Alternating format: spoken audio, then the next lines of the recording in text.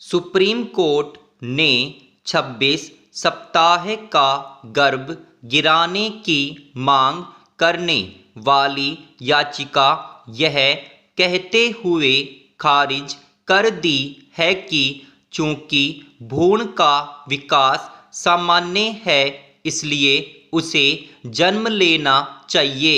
अदालत ने यह भी कहा कि बच्चे की स्थिति एकदम सही है और उसे जन्म मिलना ही चाहिए।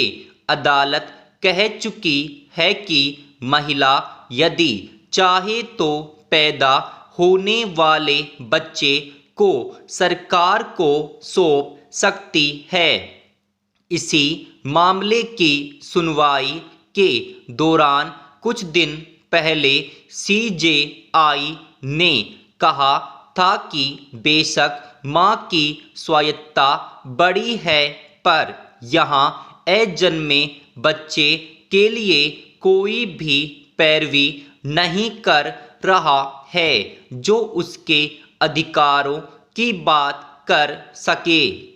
सुप्रीम कोर्ट के इस फैसले ने महिला का अपने ऊपर अधिकार और अजन्मे बच्चे के अधिकारों को लेकर ऐसी चर्चा को जन्म दिया है जिसे लेकर ठोस प्रावधान होना ही चाहिए।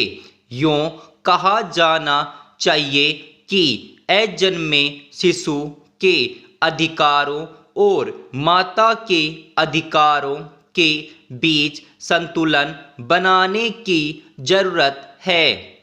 गर्भ गिराने की मांग को लेकर सुप्रीम कोर्ट पहुंची महिला का कहना था कि मानसिक स्थिति ठीक न होने और कई बीमारियों से जूझने के कारण वह बच्चे को जन्म देने की स्थिति में नहीं है। कानून के मुताबिक 24 सप्ताह से अधिक के भ्रूण को गिराया नहीं जा सकता।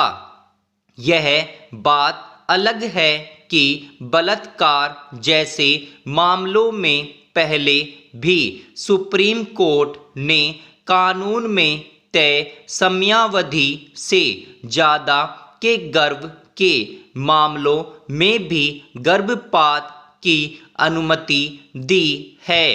अदालत का यह फैसला निश्चित ही मानवीय पहलुओं को ध्यान में रखकर आया है।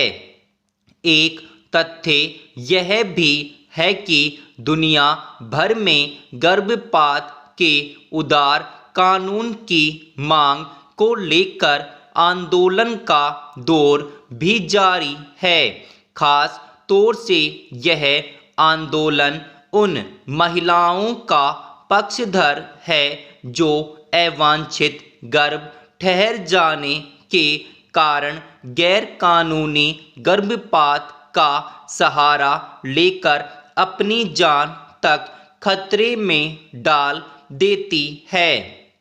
एक पक्ष यह भी है कि हमारे देश में शिक्षा के प्रसार के बावजूद खास तौर से ग्रामीण इलाकों में गर्भ निरोधक के विकल्पों का प्रचार व्यापक नहीं है।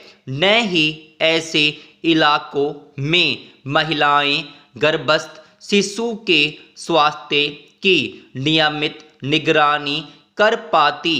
ऐसे में बच्चे का सुरक्षित जन्म लेना या फिर विकृत या असक्षम अवस्था में पैदा होने को ईश्वरीय देन ही समझा जाता है।